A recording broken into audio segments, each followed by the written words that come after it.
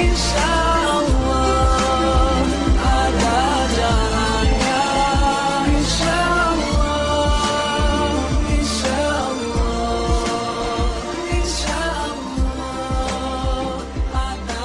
A'udzubillahi minasyaitonirrajim. Bismillahirrahmanirrahim. Assalamualaikum warahmatullahi taala wabarakatuh. Innal hamdalillah nahmaduhu wa nasta'inuhu wa nastahdihi wa nukabbiruh wa na'udzu billahi min shururi anfusina wa min sayyiati a'malina. May yahdihillahu fala mudilla lahu wa may yudlil fala hadiya lahu.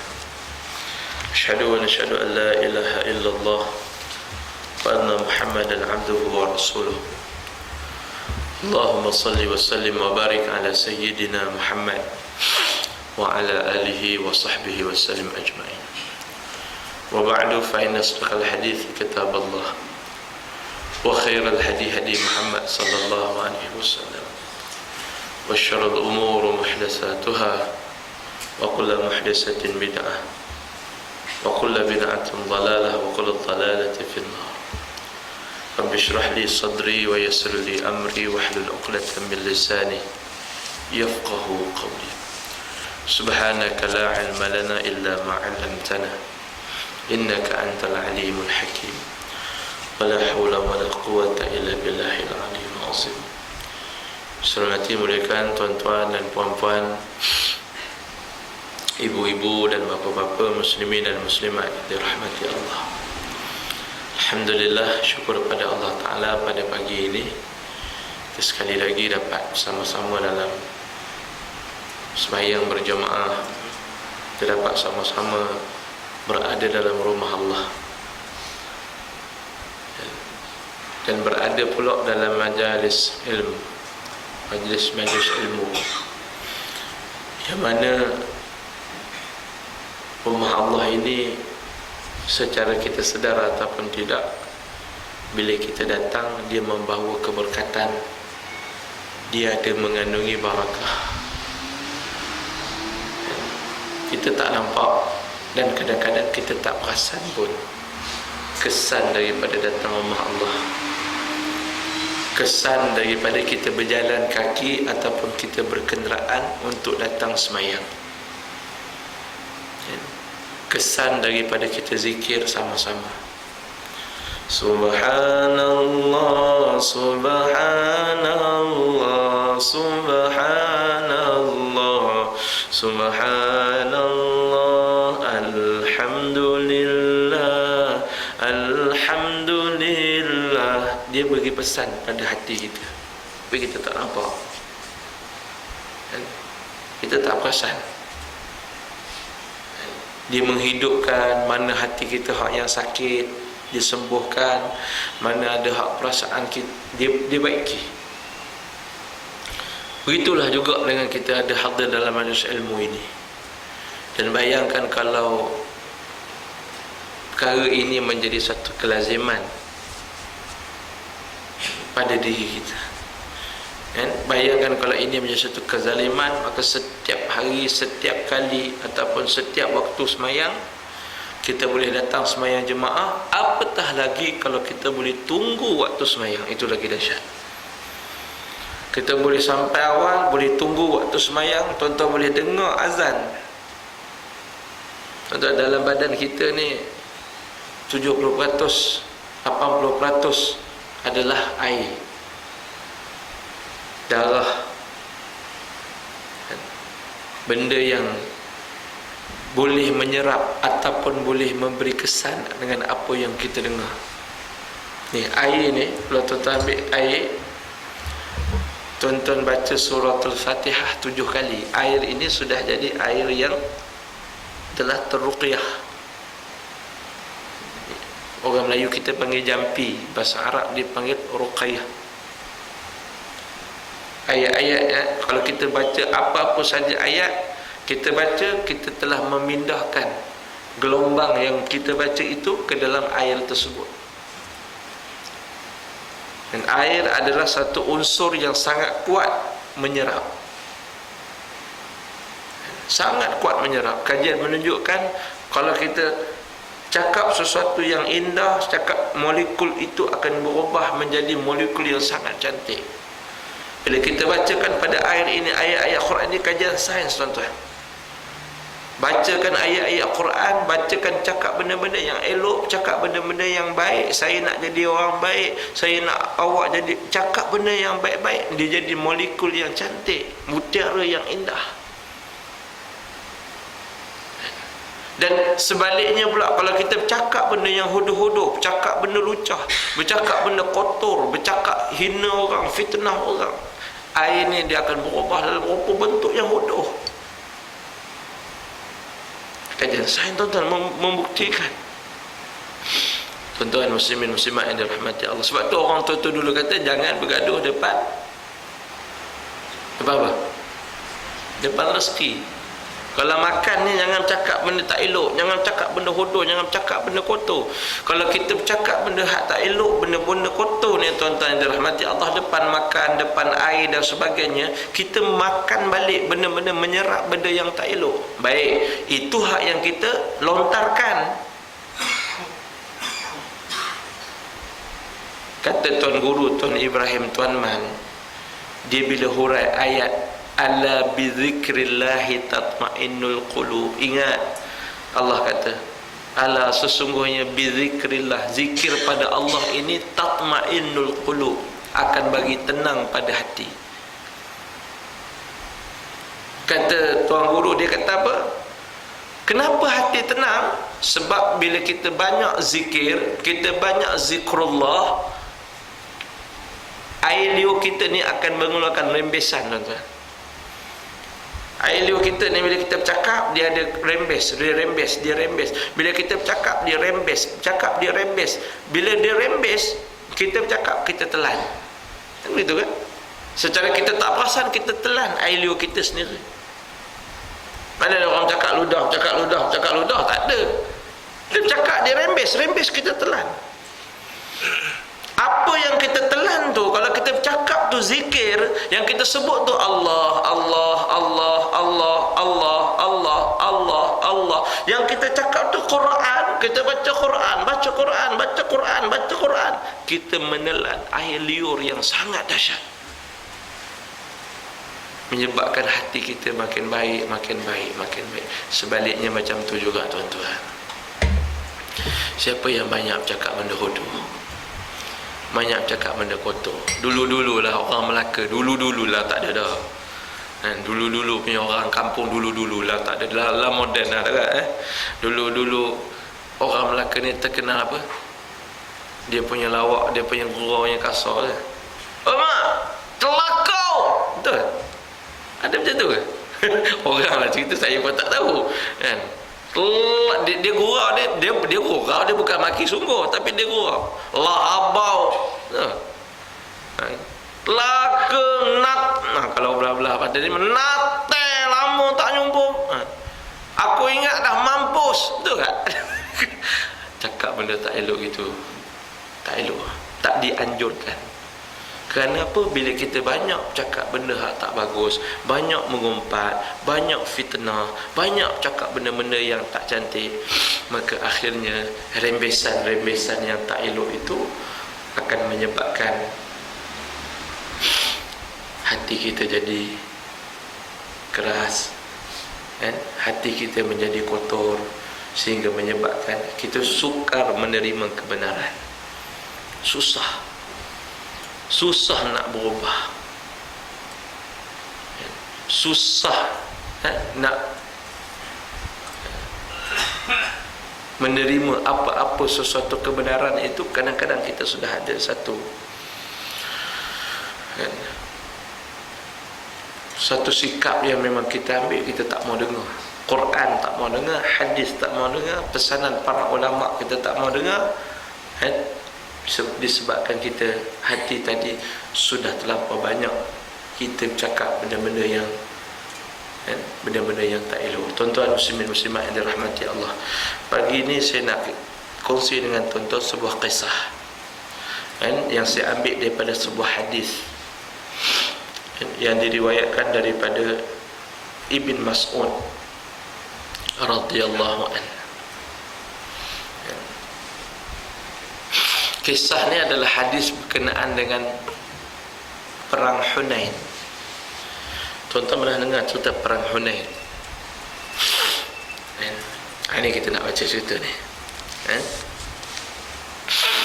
Wa an Abbas wa an Ibn Mas'ud radhiyallahu anhu qala lamma kana yawm Hunain athara Rasulullah sallallahu alaihi wasallam nasan fil qismah.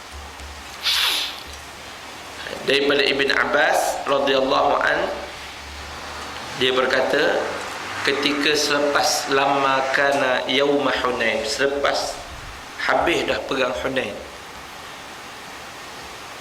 Tuan-tuan ingat balik perang Hunain ni berlaku bila? Perang Hunain ni dia berlaku selepas Fathul Makkah. Selepas Fathul Makkah, Islam dipanggil Fathu, buka. Dia tak kata jajah. Kalau orang biasa sebut penjajahan ataupun jajah lah. Islam dia tak panggil jajah, dia panggil buka. Sebab dia buka hati penduduk tersebut daripada kafir pada beriman pada Allah.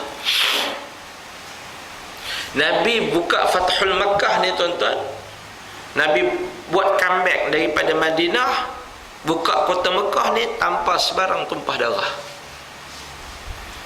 Nabi dapat Mekah ni tanpa sebarang pertumpahan darah.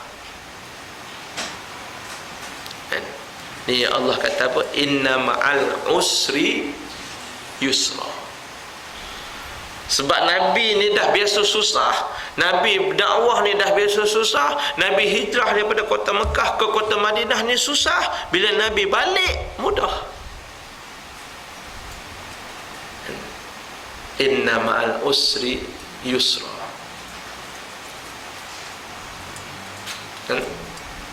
Sesungguhnya dengan susah itu ada senang. Percayalah tu. Dengan susah akan ada senang. Kita susah sikit atas muka dunia ni, kita akan senang esok dari akhirat. Dan begitu. Jadi Nabi balik tanpa sebarang tumpah darah. Sebelum Nabi nak buka kota Mekah ni, Nabi balik balik ke kota Mekah ni lebih kurang dalam 10,000 orang umat Islam yang daripada Madinah yang ikut sekali dengan Nabi, yang beriman dengan Nabi di Mekah ni ke Madinah dia ada lebih kurang 10,000. Sebelum nak balik ni, Abu Sufyan, kita kenal Abu Sufyan. Abu Sufyan ni adalah seorang pembesar. Saya bila sebut pembesar, nak mudah nampak, saya minta maaf lah, nak mudah nampak, saya selalu buat contoh, zaman Nabi ni yang menentang dakwah Nabi ni banyak pembesar. Tan Sri Abu Jahal, Datuk Sri Abu Lahab, Tun Syaibah, Datuk Walid, Datuk apa tu, Walid apa namanya, Walid bin Mughirah, bapa Khalid Ibn Walid. Kaya tuan-tuan, dia ni saudagar. Walid bin Mughirah ni bapa pada Khalid Ibn Walid ni sangat kaya. Ini semua adalah pembesar-pembesar. Yang nak against Nabi ni bukan orang kecil. Yang nak bunuh Nabi ni bukan orang kecil. Yang nak bunuh karier Nabi ni adalah orang yang ada pengaruh, orang yang ada duit.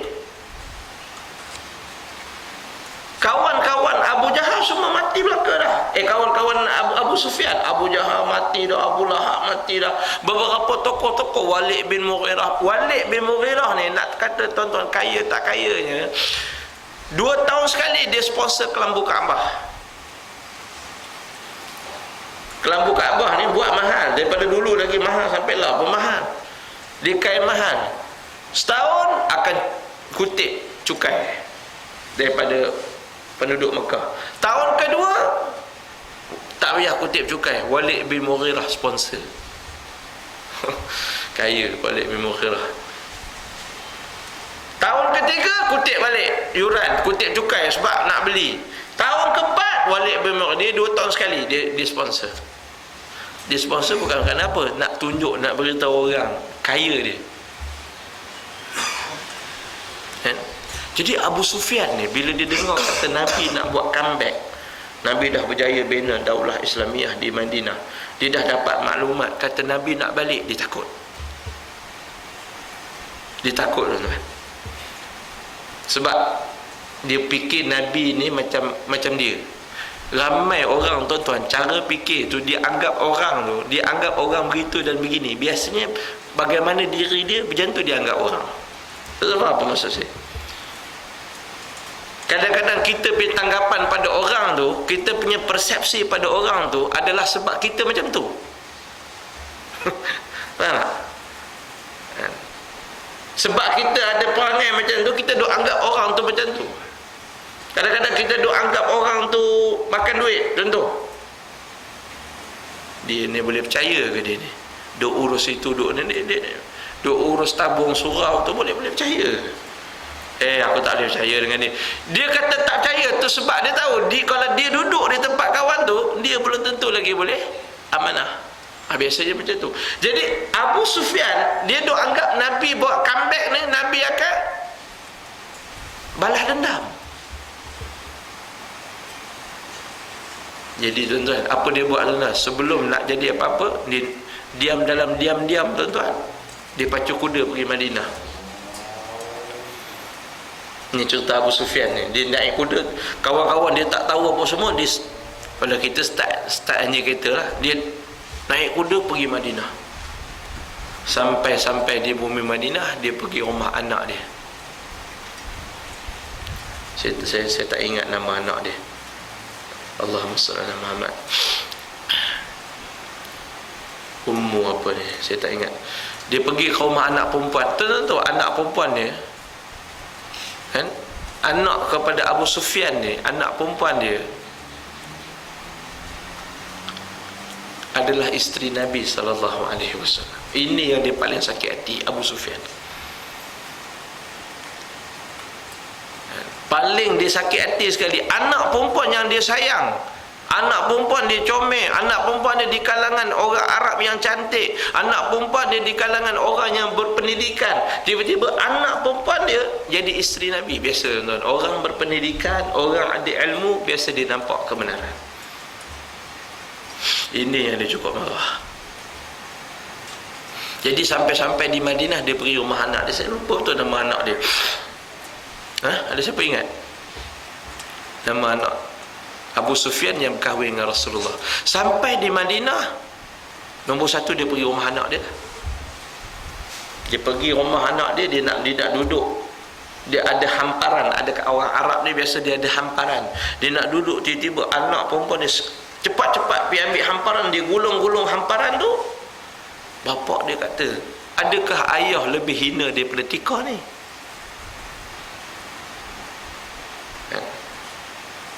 Ayah lagi hina ke daripada tika ni?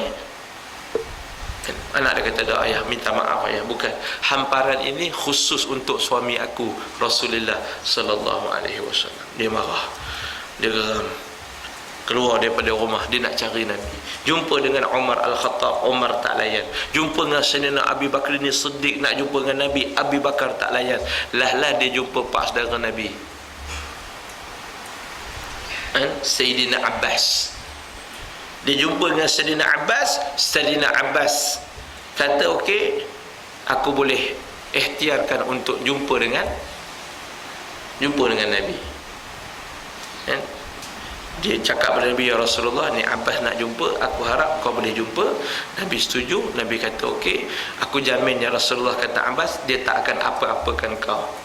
Okey, Nabi kata datang. Pagi esok lepas subuh, Sayyidina Abbas datang, Abu Sufyan datang jumpa Nabi. Nabi bila nampak pada Abu Sufyan ni, Nabi nampak Abu Sufyan ni, terus Nabi kata, celaka engkau wahai Abu Sufyan.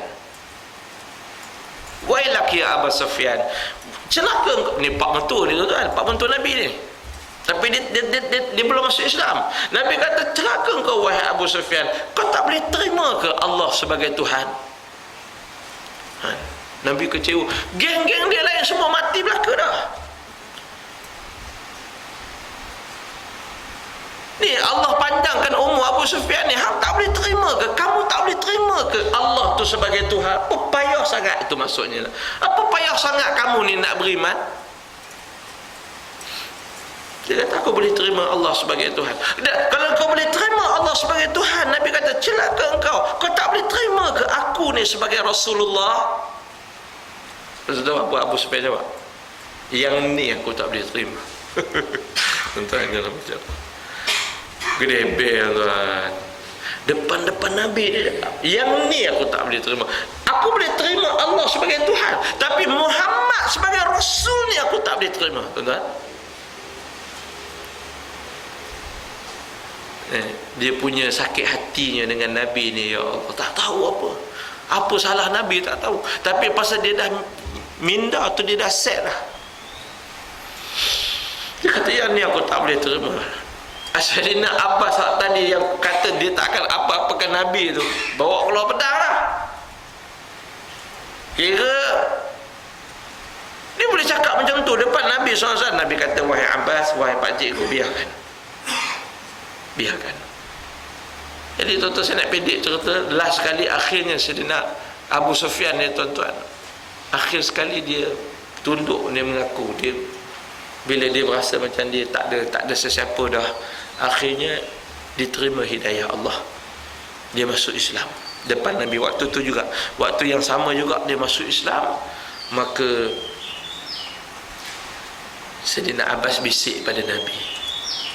Sayyidina Abbas kata, ya Rasulullah, Abu Sufyan ni dia orang yang suka kena puji.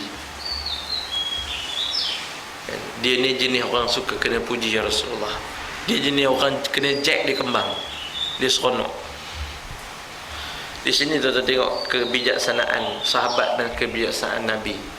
Sebab tu tuan-tuan, kita dalam kita nak buat kerja agama ni, kita dalam kadang-kadang kita kena raih orang. Kalau orang tu suka kena puji, kita puji, tak salah. Yang Nabi larang ni puji dusta. Dia ni Allah, geng lama tuan-tuan. Abu Bakar, Umar, Sayyidina Abbas, Abu Sufyan, ini semua geng lama. Satu geng dulu ni, satu kampung. Kenal ni, sama-sama ni kenal. Abu Bakar orang yang dihormati dengan perniagaan dia. Umar Al-Khattab orang yang digeruni, kehebatan dia, garang dia orang kenal. Umar ni orang cengih. Setiap sahabat ni dia ada dia punya karakter dia. Jadi Abbas kata, ya Rasulullah, yang aku tahu dia ni Abu Sufyan. Nabi tak apa kenal sangat Abu Sufyan ni. Abu Sufyan ni dia cukup seronok kalau kita angkat dia. Baik, Nabi kata kalau macam tu beres. Nabi pun kata, wahai Abu Sufyan, kami ni nak buat comeback ke Mekah. Kami nak balik Mekah, wahai Abu Sufyan. Jadi aku nak, wahai Abu Sufyan, beritahu pada penduduk Mekah, siapa yang nak selamat, duduklah di Masjidil Haram ataupun duduklah di rumah engkau. Wah, Abu Sufyan bila dengar, hebat. Dia pun balik-balik buat pengumuman. Assalamualaikum pada penduduk Mekah, siapa yang berasa nak selamat, boleh datang ke rumah saya. Orang bila dengar jadi balik pada cerita tadi, Nabi pun balik. Nabi ngarupakan lebih kurang 10,000 balik tuan-tuan. Rindu tuan-tuan, rindu yang tamat sangat kampung halaman ni, tak payah cakap lah. Tuan-tuan, kita pergi Mekah, seronok nak pergi Mekah buat umrah, seronok tak seronok? Seronok tak? Kita rasa seronok, manis, seronok, sedap. Baru ni sahabat saya pergi, dia kata, ya Allah Ustaz, berasa macam tak nak balik lah Ustaz. Sebab dia baru pergi umrah. Nanti orang pergi haji macam mana, yang hanya ni 40 hari. 10 hari pertama seronok lagi, masuk 20 hari yang pertama seronok lagi, masuk hari yang ke-30 dia mula teringat kampung lah. Dia mula teringat lah, dia mula teringat asam pedas. Dia mula teringat dah asam pedas. Kan makan dekat sana, makan catering kat sana tak boleh. Dia tak boleh nak telan, dia kata. Dia kata tak boleh, payah nak telan, bukan selera aku. Dia mulalah. Tadi mula-mula kata seronok. Masuk hari 30 tu dia dah teringat anak, mula dah teringat cucu. Ini fitrah tuan-tuan. Ini dah naluri manusia. Kalau tak habis tuan-tuan, kalau semua orang tak mau balik, jenuh Mekah, jenuh polis Mekah. Pergi macam mana pun dia akan teringat nak balik, dia akan rindu kampung halaman. Hebat macam mana ni, hebat Mekah Madinah ni, tapi naluri manusiawi dia tetap nak balik. Oi, mau tak sabar dah. Sehari dua sebelum balik tu dia kira dah ingat kampung lah. Dah tak? Tuan-tuan boleh bayang Nabi pindah, sahabat-sahabat pindah daripada Mekah pergi Madinah ni dengan tinggal harta benda, dengan tinggal rumah tu. Tengok mak ayah kita sudah lah, mak ayah kita. Tuan-tuan jadi orang tua, anak duduk Kuala Lumpur, ajak marilah ya, duduk Kuala Lumpur marilah. Anak nak belikan rumah, kasih cantik, renovate, kasih elok. Tuan-tuan nak? Nak ke tak nak? Dia pergi kampung dia juga. Dia kira rumah hak dia kata anak aku nak bagi banglo ke apa ke, aku tak mahu dah. Aku ni rumah aku ni dia banyak apa sentimental value dia kata. Dia dah tak kira dah, dia kira sentimental. Ini naluri manusia tuan-tuan. Sahabat Nabi pindah balik, nak balik dia punya seronok ni tuan-tuan. 10,000 orang balik ke Mekah. Nabi ni tak kata apa sampai di Mekah. Nabi nombor 1, Nabi pergi ke Kaabah. Nabi kata pada sahabat, tolong bersihkan segala patung-patung. Dalam Kaabah ni penuh dengan patung. Jahiliah ni dia letak patung-patung Lata, Uzza, Manat, Hubal tu dia letak dalam Kaabah. Lepas tu sahabat ni bila pergi Safa Marwah ni, bila nak buat haji ni, sahabat berasa bersalah. Safa dan Marwah, Safa ada satu patung besar, Marwah ada satu patung besar. Zaman jahiliah ni dia lari pergi Safa, pergi menghadap patung tu. Pergi Marwah, menghadap pula patung satu lagi pula. Dia buat macam tu. Akhirnya bila datang Islam, ada pula syariat buat haji ni yang pergi Safa Marwah. Sahabat ni dia macam dia rasa macam mana tuan-tuan? Dia rasa terngiang-ngiang perbuatan hak zaman jahiliah tu. Dia datang jumpa dengan Nabi. Ya Rasulullah, tak apa ke kita duk buat macam ni? Tak apa ke ya Rasulullah? Turun wahyu. Inna Safa wal Marwata min sya'airillah. Safa Marwah ni syiar Allah. Dia berasal daripada kisah Siti Hajar dengan Nabi Ismail. Dia bukan amalan jahiliah. Jahiliah yang ambil benda tu letak patung. Jadi Nabi sampai di Mekah, Nabi minta sahabat masuk dalam Kaabah tu, bersih, buangkan segala patung-patung, habis. Nabi keluar balik. Nabi sembahyang sunat dalam Kaabah, Nabi keluar sembahyang sunat, Nabi panggil semua orang yang ada di dia, Nabi buat satu pidato. Nabi tengok muka seorang-seorang yang masih hidup. Seorang hak kawan tu dulu yang duk pukul aku, kawan tu dulu yang duk ambil perut unta letak atas badan aku.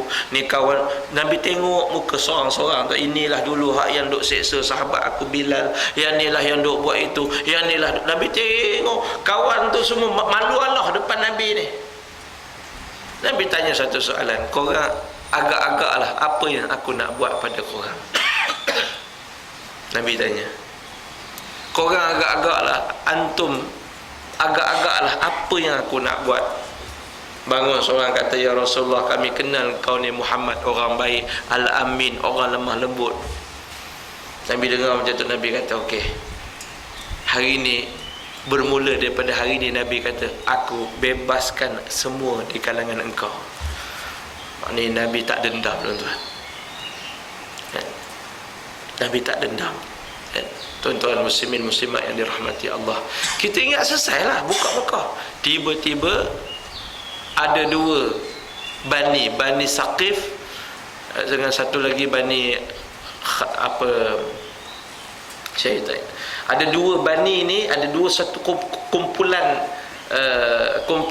kaum ni, Bani Saqif dengan Bani Allahumma salli, saya tak ingat. Antara Bani Saqif dengan Bani, saya tak ingat satu lagi.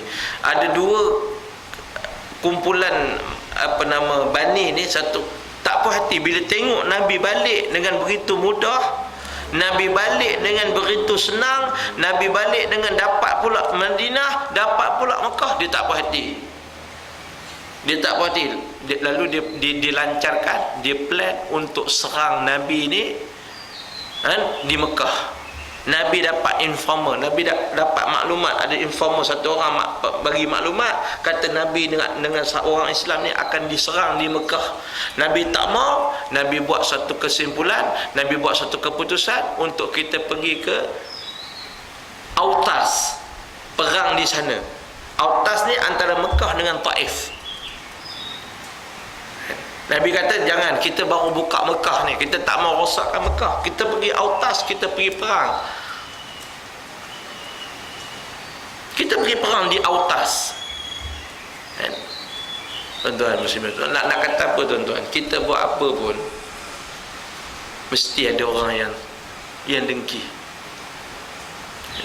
Nabi balik sikit tumpah darah pun tak ada. Dua Bani ni pakat, dia bawa keluar semua anak isteri, anak bini semua keluar, nak pergi serang Nabi dengan para sahabat. Tak tahu apa jadi. Bila sahabat-sahabat tengok ada dua Bani nak datang serang, sahabat-sahabat yang dah ada Madinah, dah ada Mekah, 10,000 umat Islam daripada Madinah, campur 2,000 pula umat Islam yang duduk di Mekah ni, ada 12,000 kan. 12,000 ni mereka kata apa? Mereka kata kita boleh menang ni, tak ada apa ni, boleh menang. Kita dah ramai. Sahabat dah mula bercakap macam tu. Kita tengok dalam Quran surah Taubah, Allah ceritakan kisah perang Hunain. Kita buka surah At-Taubah ayat yang ke-25. A'udzubillahi minasyaitonirrajim. Laqad nasarakumullahu fi mawatin katsira wa yawma Hunain iz a'jabatkum kathratukum falam tughni ankum syai'a. Allah kata laqad nasarakumullahu, bukankah aku dah tolong kamu ni banyak, fi mawatina kathir, banyak perang Allah tolong, perang Badar, perang Uhud pun Allah tolong. Asalnya menang dah perang Uhud, sahaja Allah kekalkan kekalahan itu supaya nak beritahu umat Islam bila dia tak boleh taat kepada kepimpinan, dia akan kalah. Allah tolong banyak, fi mawatina kathira wa yawma Hunain, kata Allah, dan perang Hunain iz a'jabatkum kathratukum, waktu kamu ni takjub, a'jabatkum, kamu ni berasa takjub dengan ramai kamu. Orang Islam dah mula rasa takjub. Nabi pula pergi sewa pula apa kelengkapan perang, 1,000 kuda, 1,000 baju besi. Jadi sahabat ni sudah berasa tak apa, boleh menang, kita ramai. Tuan-tuan faham tak? Iz a'jabatkum kathratukum, Allah kata waktu kamu ni berasa sombong, kamu berasa takjub dengan ramainya kamu, falam tughni ankum syai'a. Allah kata padahal kata Allah, banyaknya kamu ni tak ada manfaat apa pun. Falam tughni ankum syai'a. Betul tak? Ramai kamu ni kata Allah tak ada manfaat apa pun. Tak ada apa pun tuan-tuan. Kita ramai ni tak ada, kalau Allah tak tolong kita, habis kita. Duit kita banyak ni tuan-tuan, tak ada erti tuan-tuan. Banyaklah macam mana, berjuta dalam bank ni tuan-tuan, duit kita tuan-tuan. Sekali Allah kita bagi kita sakit, wali'auzubillah thumma na'uzubillah, tak ada makna dah. Duit tu tak ada erti dah. Tuan-tuan muslimin muslimat yang dirahmati Allah, wa dhaqat alaikumul ardu bima rahabat thumma wallaitum mudbirin, kamu rasa sempit bumi Allah yang luas ni, wa dhaqat alaikum, Allah jadikan dia rasa sempit kan? Bumi Allah yang luas ni, sahabat-sahabat ni, tahu apa jadi sebenarnya perang ni bila Nabi nak pergi ke Autas, dalam perjalanan Nabi bergerak daripada Mekah nak pergi perang di Autas tu, dalam Nabi pergi malam. Dalam perjalanan malam tu tuan-tuan, tentera-tentera kafir daripada Bani Saqif dengan satu bani lagi tu, dia sudah main tipu.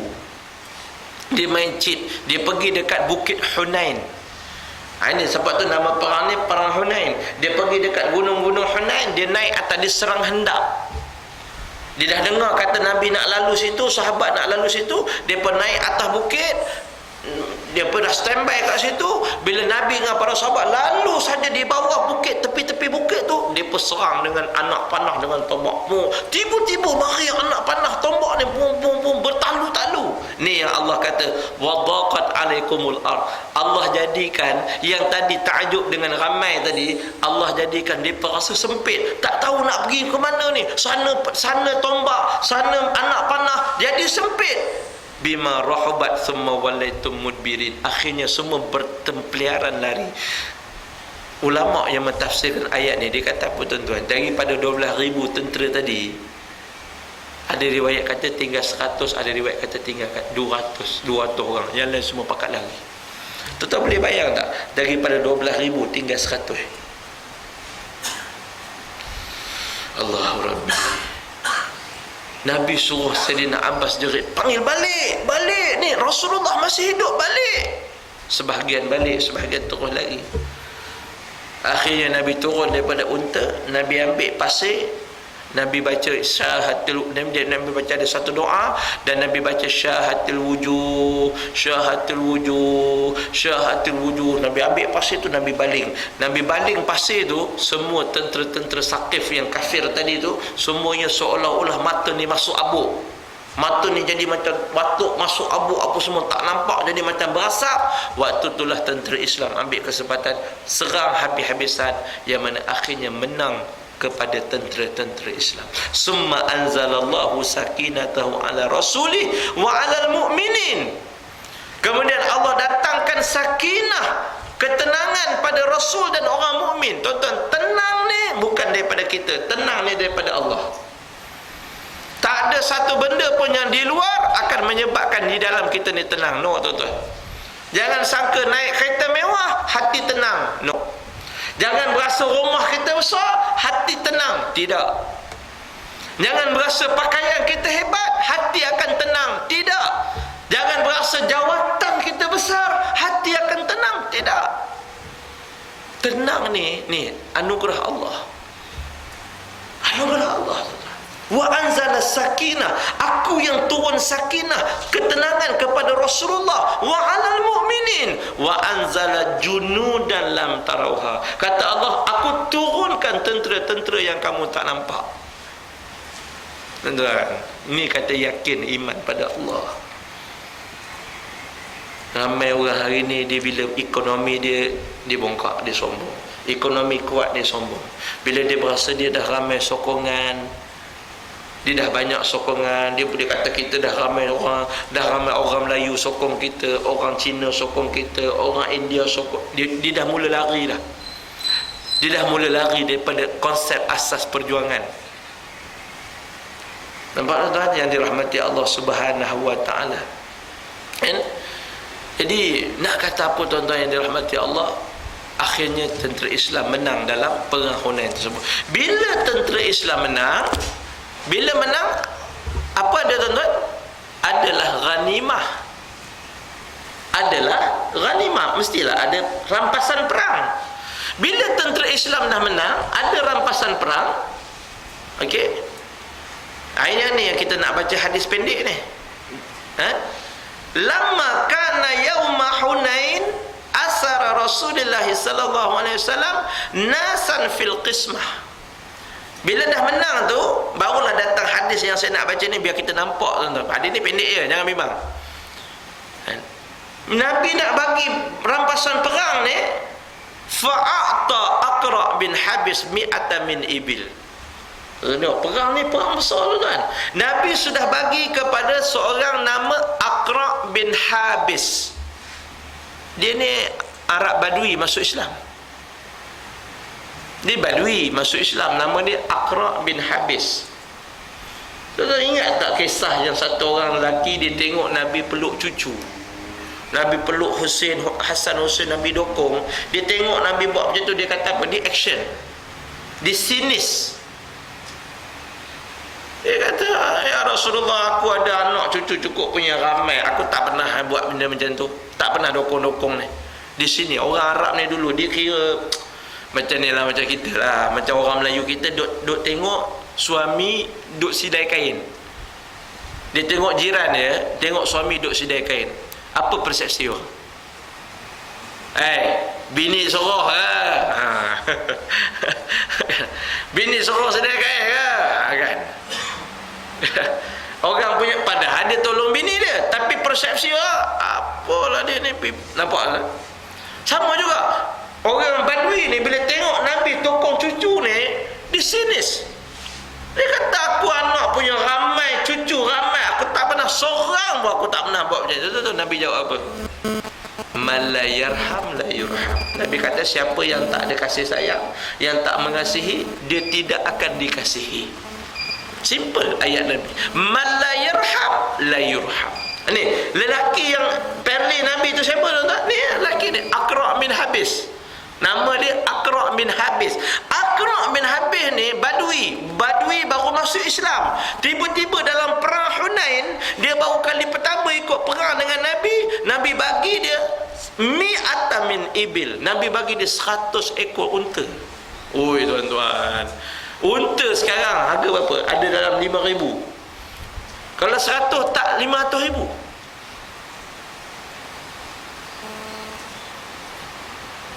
Tuan-tuan muslimin muslimat yang dirahmati Allah. Wa a'ta Uyainah bin Hisan misla zalik. Dan Nabi juga bagi Uyainah bin Hisan, Nabi juga bagi Uyainah bin Hisan misla zalik. Nabi juga bagi satu orang lagi namanya Uyainah bin Hisan. Nabi juga bagi 100 ekor unta. Uyainah bin Hisan ni pun salah seorang pembesar yang baru masuk Islam. Wa a'tal nas min ashrafil arab wa atharahum yawma idzin fil qismah. Dan dia kata apa dalam hadis ni, dan Nabi juga bagi beberapa orang-orang ashraf. Ashraf ni orang mulia, orang yang dimuliakan, datuk-datuk, tan sri lah, yang pergi perang tu. Nabi juga bagi lebih pada orang-orang ni. Nabi sudah lebihkan. Tuan-tuan tengok, bila Nabi buat macam ni, faqala rajul, satu orang lelaki sudah cakap. Dia cakap apa tuan-tuan? Wallahi inna hadhihi qismatun ma'udila fiha. Dia cakap pada Ibn Mas'ud belakang Nabi. Nabi tak dengar. Dia kata wallahi, dia kata demi Allah, dia kata bersumpah dengan nama Allah, inna hadhihi qismah, pembahagian harta perang ni, dia kata ma'udila fiha, tak adil. Tuan-tuan, dia cakap siapa tak adil tuan-tuan? Dia cakap siapa? Nabi sallallahu alaihi wasallam. Dia kata inna hadhihi qismah ma'udila fiha. Dia macam cerita Tiga Abdul. Tiga Abdul, Eskadarisman ke apa nama? Dia bila Nabi buat pembahagian, Nabi pula apa, Piramli duk buat bagi-bagi apa ni, dia ketuk meja, ini tidak adil. Eskadarisman ni ada pula zaman tu. La ilaha illallah Muhammad Rasulullah. Bukan itu saja tuan-tuan, dia kata apa? Wa ma uridu fiha wajhullah. Dia kata ni pembahagian ni ma uridu fiha wajhullah, bukan nak cari keredaan Allah. Tu dia tuan-tuan. Dia boleh kata Nabi tak cari keredaan Allah. Tuan-tuan, saya nak kata apa tuan-tuan? Kalaulah Nabi pun orang tak puas hati, agak-agak kita ni semua orang boleh puas hati ke? Nabi pun ada orang tak puas hati. Ni kita jadi AJK masjid, kita jadi AJK apa rukun tetangga ke apa, kita tuan-tuan, kita tak mampu nak puaskan hati semua orang. Tak mampu. Tak mampu tuan-tuan. Ni kata manusia ni, begitu. Wallahi, kan? Faqultu, Ibn Mas'ud bila dengar-dengar macam ni tuan-tuan, faqultu, dia kata apa? Wallahi la akhbaranna Rasulullah SAW. Dia kata aku akan report benda ni pada Nabi. Dia kata demi Allah aku akan report apa yang dicakap ni pada Nabi SAW. Fa'ataitu fa'akhbartuhu bimaqal. Aku pun terus pergi, ni Ibn Mas'ud pergi cepat-cepat pergi jumpa dengan Nabi, dicerita semua apa yang lelaki itu cakap. Fatughayru wajhah hatta kana sarf. Nabi bila dengar-dengar macam tu tuan-tuan, Nabi berubah wajah Nabi ni, Nabi berubah wajah hatta kana sarf, sehingga kan Nabi ni jadi merah muka dia. Wajah Nabi ni berubah, Nabi jadi merah. Thumma qal, kemudian Nabi SAW sudah bersabda, faman ya'dil iza lam ya'dilillah wa rasulah. Nabi kata, siapa yang nak adil kalau bukan Allah dan Rasul? Siapa yang lebih adil lagi daripada adilnya Allah dan Rasul?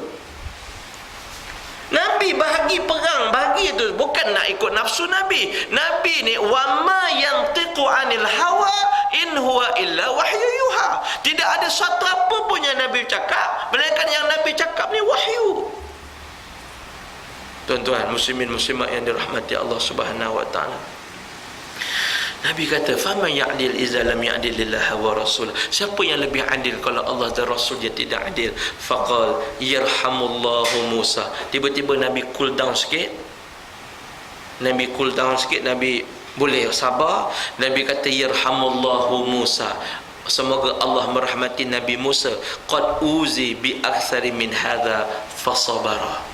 Nabi kata Nabi Musa ni lagi teruk kena uji daripada aku. Aku ni orang baru cakap macam ni je. Nabi Musa ni diuji dengan macam-macam, maka dia boleh sabar. Tuan-tuan tengok, Nabi bila dia jadi macam tu, Nabi ingat orang yang lebih teruk. Sebab tu kita bila diuji tuan-tuan, kita kena ingat orang yang lebih teruk diuji daripada kita. Fasabara, Nabi sabar. Faqultu, Ibn Mas'ud bila dengar Nabi cakap macam tu, apa dia kata tuan-tuan? La jarama, tak syak lagi, kata Ibn Mas'ud, la arfa'u ilaihi ba'daha haditha. Aku lepas pada ni, kalau ada orang cakap apa-apa lagi pasal Nabi, orang cakap apa-apa lagi lepas ni, aku tak akan jadi tukang sampai. Dia rasa bersalah. Allah silap, Ibn Mas'ud kata. Silap lah, dia kata, macam mana aku tak syak dah. Aku selepas pada ni, kalau aku ada dengar lagi benda-benda macam ni, aku tak akan sampaikan pada Nabi SAW. Hadis ni nak beritahu apa pada kita tuan-tuan? Kita kalau dengar orang cakap pasal sesuatu pada seorang, kita jangan jadi batu api. Kita jangan jadi tukang sampai. Kita dengar A cakap pasal B, kita jangan pula kita pergi sampaikan pada B. Kita ni bukan jadi perangat. Kita ni sepatutnya menjadi orang yang memperbaikkan dua orang yang sedang bergaduh. Ini dok, kita ni simbah minyak lagi biar api makin kuat. Yang ni yang perangai di kalangan masyarakat kita ni tuan-tuan. Ibn Mas'ud kata, aku silap, dia kata. Dia kata tak syak dah. La arfa'u ilaihi ba'daha haditha. Aku selepas pada ni, aku tak akan bawa dah apa-apa yang aku dengar pada baginda Nabi sallallahu alaihi wasallam. Muttafaqun alaih. Hadis sahih riwayat Imam Bukhari dan Imam Muslim. Tuan-tuan, kesimpulan daripada apa yang kita bincangkan pada pagi ini apa tuan-tuan?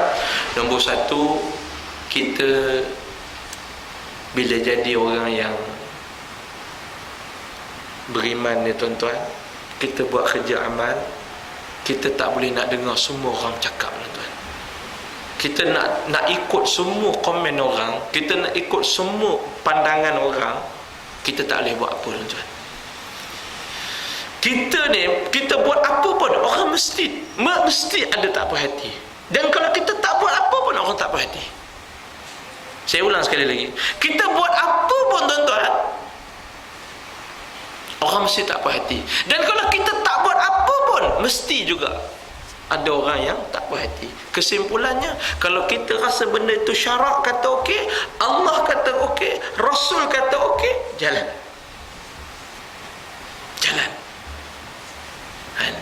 Yang tak okey ni, kalau kita tak peduli apa kata Allah, apa kata Rasul, kita tak peduli, halal haram kita langgar, syurga neraka kita tak peduli, dosa pahala, yang tu tak okey lah. Tapi kalau kita dah buat tu, kita rasa ini okey, dari sudut syarak okey, Islam kata okey, jalan.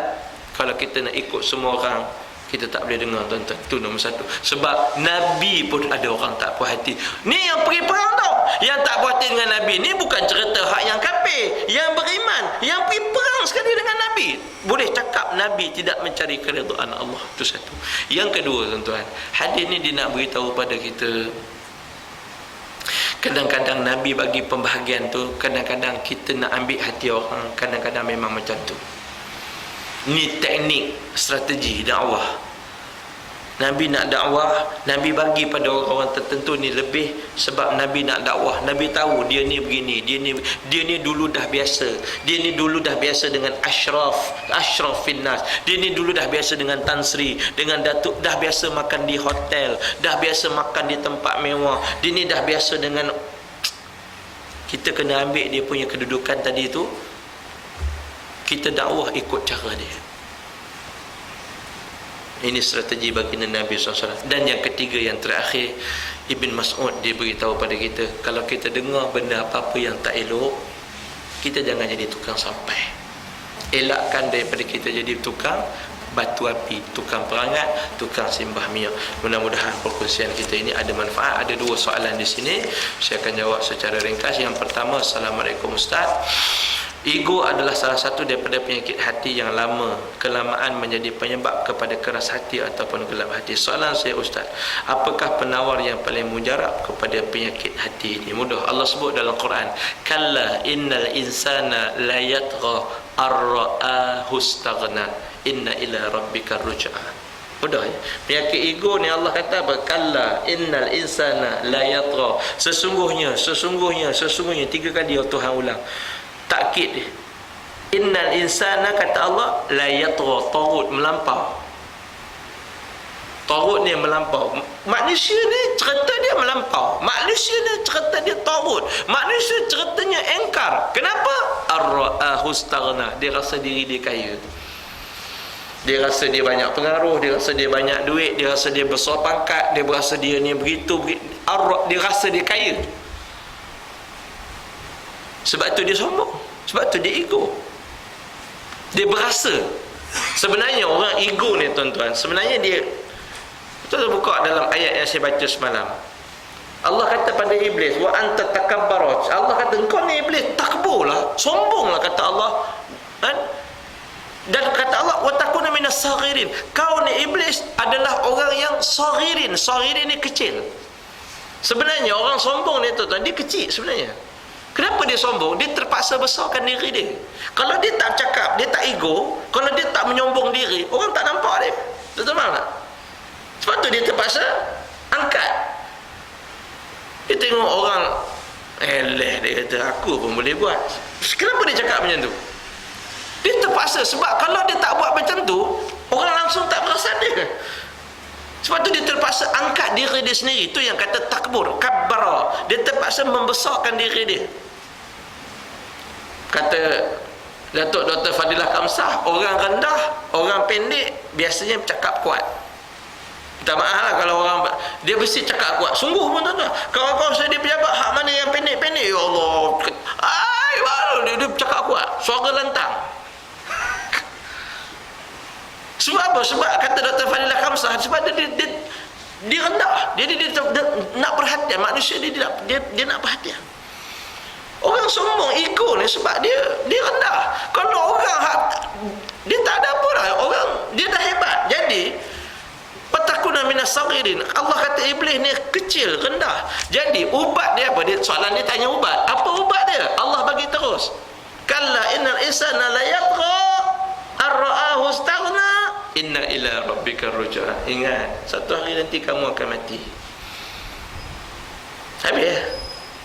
Saya tuan-tuan kalau pergi ceramah tempat orang kaya-kaya, Tan Sri Datuk Sri buat ke hotel apa ke sebuah kejadah, saya cerita mati. Oh tuan-tuan, dia tunduk tuan, muka berubah.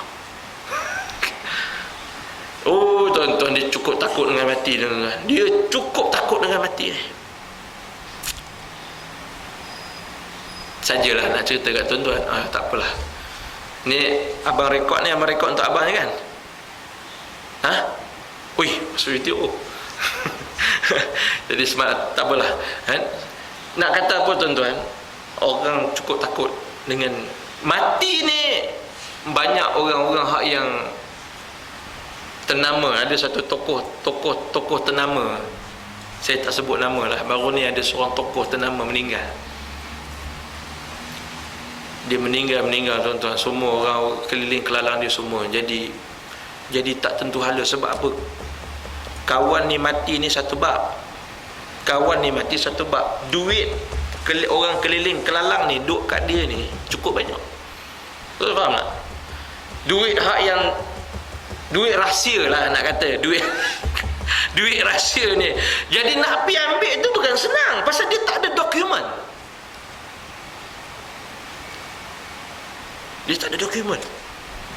Weh, saya bila dengar semalam, oh ya ke? Yang cerita kat saya seorang datuk semalam. Oh ya ke? Dia kata habis Ustaz, depa jadi jam kepala ni, jadi tak tahu macam mana nak buat ni. Tuan bayarlah, tuan bagi pada seorang member untuk buat projek ke apa benda kejadah ke, buat projek, buat apa semua. Jadi tiba-tiba tuan bagi duit tu memang tak ada dokumen. Kalau ada dokumen, sagi SPRM datang, sagi nanti ada rekod di bank, macam-macam lah. Bagi tak ada dokumen, nak minta macam mana? Nak minta macam mana kau waris tu? James dia kata geng-geng dia ke. Tuan, orang-orang macam ni kalau tuan pergi ceramah dekat dia, tuan cakap pasal kat dia mati, kalau dia takut tuan. Allah kata orang yang taut, orang yang melampau, orang macam ni inna ila rabbika ruj'a. Cakap kat dia, orang ego ni, kamu jangan ego sangat, satu hari nanti kamu akan mati.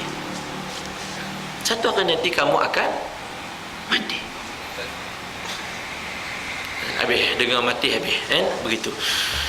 Baik, sebagai umat kita berpegang kepada Islam, iman dan ihsan. Bolehkah Ustaz perjelaskan dengan lebih lanjut berkaitan dengan ihsan itu sebenarnya dan hubung kaitnya dengan kehidupan kita sebagai hamba Allah? Tuan-tuan tahu tak? Tuan-tuan pernah dengar tak? Saya yang cerita pasal Dr. Zahzan. Bukan sorry. Cerita pasal Ustaz Zamri Syafiq, guru saya, merangkap sahabat saya sekarang bekerja sekali. Tuan-tuan tahu syarikat Kasut Al-Ihsan? Pernah dengar syarikat Kasut Al-Ihsan?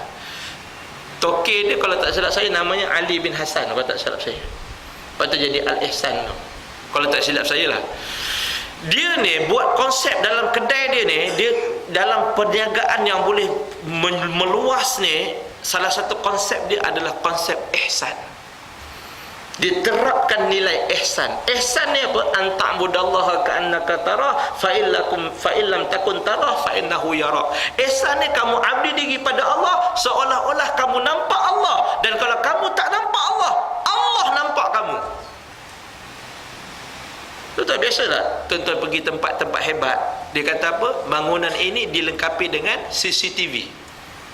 Tuan-tuan pergi kedai mamak, sahabat saya berniaga tuan-tuan, dia tunjuk gambar ni Ustaz, saya pantau bisnes ni Ustaz, tengok kat sini, tengok kat apa, kat CCTV, kat cashier ada satu, dekat belakang di dapur ni satu, dia pantau tu, relax lagi dia, apa duduk tu, dia call dia. Dia tak payah datang lah. Oh tuan-tuan, toke-toke kedai mamak ni tuan-tuan, dia tengok di rumah tu, ada sahabat cerita tu, dia tengok duit di cashier tu, dia tahu dah masuk berapa. Daripada pagi sampai petang dia tengok duit masuk tu. Pagi kata 15,000, tengok petang dah 78,000. Tu dia tuan-tuan, orang punya duit masuk. Kita ya Allah, jenuh kerja. Tuan-tuan, kalaulah dalam semua orang ada ihsan, pemimpin negara ada ihsan, duit tabung haji tak lari tuan-tuan kalau ada ihsan. Lepas tu saya tanya abang tadi masuk YouTube ke? Tapi tak apa, benda betul. Kalau ada ihsan tuan-tuan, orang tak berani rasuah. Kalau ada ihsan ni tuan-tuan, orang tak berani culas. Kalau ada ihsan ni tuan-tuan, orang tak berani berzina. Kalau ada ihsan ni tuan-tuan, orang tak berani. Dia tak berani dan tak berani sebab dia rasa dirinya, dia nampak. Kalau orang nak sampai satu makam musyahadah, yang kata musyahadah ni, dia berasa macam dia nampak Allah. Dia tak ada nampak lain melainkan Allah. ilahi anta maksudi wa ridhaka matlubi a'tini mahabbataka wa ma'rifataka. Ilahi Tuhan, anta maksudi, engkaulah tujuan aku, wa ridhaka matlubi, redha engkaulah yang aku harapkan. Ni orang ihsan. Nampak tuan?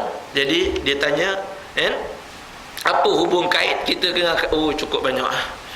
Kita kalau boleh terapkan dalam anak kita ihsan, kita boleh terapkan dalam sistem kehidupan kita al-ihsan, dahsyat.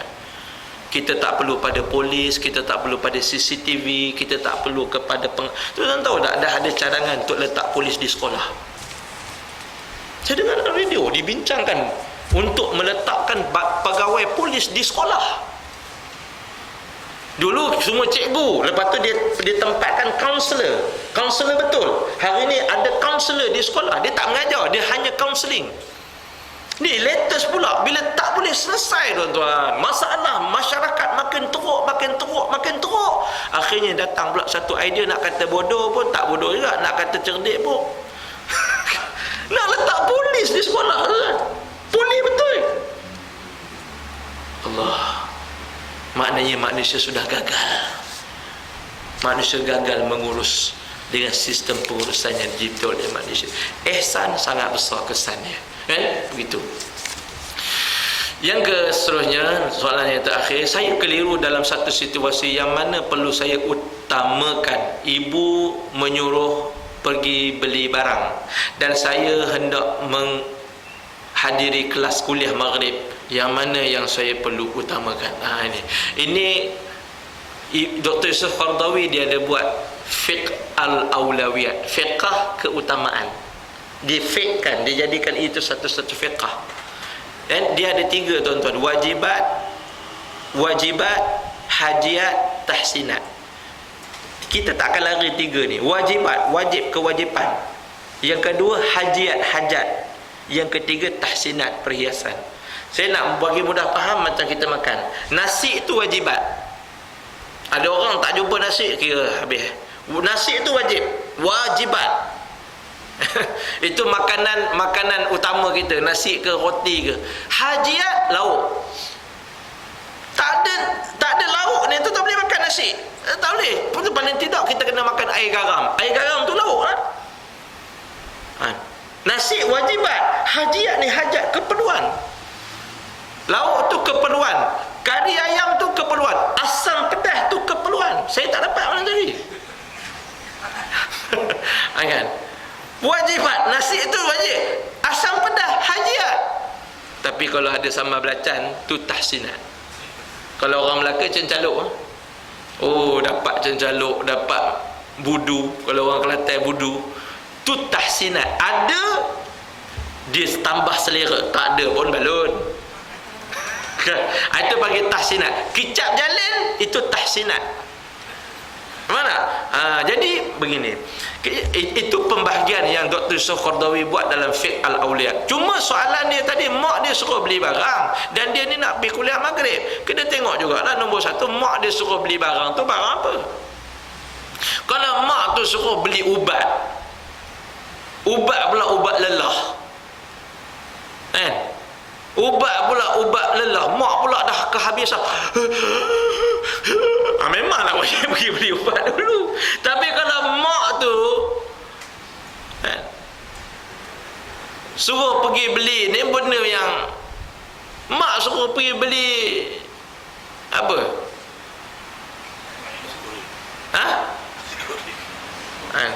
Mak suruh beli apa ni? Suruh beli apa nama? Benda yang tak penting lah. Anak suruh beli aiskrim, mak lama saya nak beli aiskrim. Tapi kena tengok juga, kalau tahap kempunan mak tu tinggi, kena beli juga. Walaupun aiskrim. Cuma nak kata apa, kalau kita boleh adjust, cakapkan mak, tanya mak tu dulu, mak saya nak pergi kuliah maghrib, boleh ke tak kalau kata saya nak pergi kuliah maghrib dulu? Mak kata tak boleh, mak nak pakai cepat ni, santan kelapa ni, bapak engkau nak makan. Kena pergi boleh. Wajib utamakan mak daripada kuliah tadi. Sebab kuliah ni bukan kata satu-satunya, dia boleh banyak lagi. Tak dapat malam ni, tak dapat pagi ni, esok boleh dapat. Tak dapat pagi ni boleh tengok kat YouTube. Kan begitu kan? Banyak alternatif. Begitu. Jadi bincang elok-elok. Benda macam ni kena bincang. Cakap dengan mak, saya nak minta izin boleh tak kalau saya balik nanti baru beli. Mak kata okey. Itu kaedah dia. Tapi kalau dia sudut keutamaan, mak. Kalau secara umum, mak tu lebih utama daripada segala-galanya. Jangan kata segala-galanya, dengan ayah kita pun mak lebih utama. Nabi kata ibumu, baru bapakmu. Maknanya keutamaan diberi pada mak. Itu satu tafsiran. Satu lagi tafsiran, mak kena ada 3 orang. Itu tafsiran yang kedua. Itu tafsiran sesat. Kan? Dia balik ke rumah, dia bawa anak kecil dia datang kuliah. Lepas tu dia tanya anak dia tadi, dengar tak ustaz kata apa? Dengar. Ustaz kata apa? Ustaz kata kita kena utamakan mak. Berapa kali ustaz kata? 3 kali. Ibumu. Kau faham kan? Tak faham apa maksud? Itulah maknanya awak kena ada mak 3 orang. Ini pun ada juga ni tafsiran nakal ni. Yang kedua, bolehkah saya lakukan sujud syukur setiap kali selepas solat fardu? Tak ada masalah, nak buat tu boleh. Cuma ada ulama kata makruh. Kenapa makruh? Sebab sujud syukur ini ada pandangan ulama yang menyatakan dia hanya perlu dibuat ketika kita dapat satu nikmat yang kita rasa susah nak dapat dan sukar nak dapat dan sangat-sangat menggembirakan kita. Contoh, anak kita selamat, kata satu kereta aksiden, tiba-tiba anak selamat, kita pun ya Allah terus sujud syukur. Anak kita periksa tengok keputusan baik, terus sujud syukur. Dengar kata anak dapat periksa keputusan dapat masuk sekolah universiti, terus sujud syukur. Dengar kata kita naik pangkat, terus sujud syukur. Takkan naik pangkat tiap-tiap hari. Kan orang naik pangkat tiap-tiap tak ada lah. Payahlah nak naik pangkat. Orang kerja macam saya ni kan 15 tahun baru naik. Jadi dapat sekali sujud syukur. Benda yang jarang-jarang dapat. Tapi ala kulli hal, kalaulah dia bukan satu benda larangan. Dia sebenarnya konsep sujud syukur tu macam tadi. Tapi kalaulah dia berasa dengan sujud syukur tu tadi, dia semakin rapat dengan Allah SWT. Dia semayang, dia berasa dia dapat semayang ni, dia sujud syukur, terima kasihlah ya Allah. Boleh. Dia bukan satu benda yang tak elok. Cuma konsep tadi orang pelik lah. Pelik. Benda yang biasa-biasa je pun, tapi kita kita lari daripada konsep itu saja. Tapi ala kulli hal, kalau dia rasa semayang itu dia dapat jemaah, dia sebelum ni sakit, sebelum ni ada orang sebelum ni dia tak semayang jemaah, dia sakit, dia semayang di hospital tu, dia sujud tu, dia tak jejak kepala di katil tu, dia berasa manis. Allah sedapnya sujud walaupun tak letak. Selepas dia sihat, dia boleh pergi semayang di masjid, hari-hari dia bersyukur kerana Allah. Boleh. Jadi saya ingat cukuplah sekadar tu. Saya minta ampun, minta maaf. Sebab tu saya kata elok kalau banyak soalan. Lagi banyak soalan, lagi banyak kita bincang, lagi banyak kita tahu. Dan kita kongsi soalan ni, sebenarnya apa yang kita tanya orang lain pun tak tahu juga. Itu je sebenarnya. Dan bila ada soalan ni, dia lebih ada 2 hala. Dia lagi baik sebenarnya. Dan lebih menarik kita punya pengajian. Ya, cukup sekadar tu dululah pertemuan kita. Saya minta ampun, minta maaf jika terkasar bahasa. Siapa yang semalam yang tak beli lagi, boleh nak beli pun nak. Dan saya terlupa ada Habbatus Sauda lah. Habbatus Sauda barakah. Ini daripada Mesir. Nabi kata Habbatus Sauda ni penawar pada segala penyakit illa sam, kecuali mati. Habbatus Sauda ni tuan-tuan makan 2 biji pagi, 2 biji. Dia ikut orang, dia 1 hingga 2 biji. Ikut darah. Kalau saya 1 biji tak jalan, kena 2 biji. Ada orang sebiji pun dia dah rasa panas. Habbatus Sauda ni ikut masing-masing. Lepas tu kat kotak tu dia tulis 1 to 2 capsule per day. Setiap kali, maknanya sehari 2 kali, 2 time. Okey, tuan-tuan boleh ini Habbatus Sauda ni daripada Mesir, dan kita ada KKM. Kementerian Kesihatan Malaysia punya pengiktirafan, tuan-tuan jangan bimbang. Harga di pasaran RM14.9, hari ini saya jual RM10 saja. RM10 saja. RM10. Jadi siapa yang dan tuan-tuan jangan beli sekotak, tak cukup. Tuan-tuan kena istimrar. Orang masalah gaut bagus, habatus sauda ni. Orang masalah darah tak stabil, kencing manis pun ada orang beritahu saya cukup baik. Nabi kata dah tuan-tuan, Nabi mana dah dia sahih, Nabi mana pernah bohong. Habatus sauda dia penawar segala penyakit illa sam, kecuali mati. Sakit mati makan habatus sauda dia tetap akan sakit. Yang kedua, ada satu buku saya tak cerita semalam, buku penjelasan kedudukan jenayah syariah pada non-muslim. Orang bukan Islam, kedudukan dalam jenayah syariah ni, hudud qisas ta'zir ni, apa kedudukan non-muslim. Harga buku tu cuma RM7. Sebab ada orang kata bila orang bukan Islam tak dimasukkan dalam rang undang-undang hudud, maka itu bukan hudud Quran, itu bukan hudud Islam. Ada orang jahil mendakwa begitu. Betul faham? Dia kata hudud ni memanglah hukum asalnya semua tak boleh terlepas. Tapi bila kita buat undang-undang tu melibatkan orang Islam saja, ada yang mendakwa kata ini bukan hudud Islam, ini bukan hudud Quran. Tak boleh. Dia tak faham. Dia kena baca buku tu. Buku tu memberi penjelasan. Harganya RM7. Ulama buat buku untuk kita, kita tinggal baca je. Kita baca pun tak mahu. Saya minta ampun, minta maaf jika terkasar bahasa yang baik dari Allah, tak baik silap dan salah saya minta maaf banyak-banyak. Aku qali hazan astaghfirullahal azim li wa lakum. Assalamualaikum warahmatullahi wabarakatuh. Bismillahirrahmanirrahim. Alhamdulillahirabbil alamin, wassalatu wassalamu ala rasulil amin wa ala alihi washabbihi ajmain.